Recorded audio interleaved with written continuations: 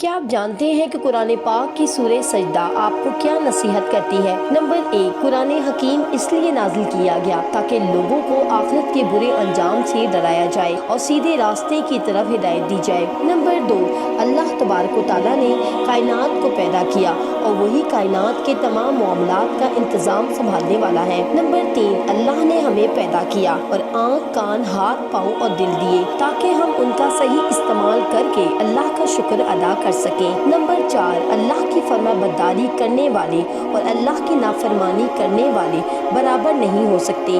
فرما بردار جنت میں اور نافرمان جہنم میں ہوں گے۔ نمبر 5، اللہ نافرمانوں پر بڑے عذاب سے پہلے چھوٹے چھوٹے عذاب بھیجتا ہے تاکہ وہ گناہوں سے باز آئیں اور اللہ کی طرف رجوع کریں۔ نمبر 6، صبر کرنے والوں اور اللہ کی آیات پر یقین رکھنے والوں کو اللہ تبارک و تعالیٰ لوگوں کا امام اور پیشوا بناتا ہے۔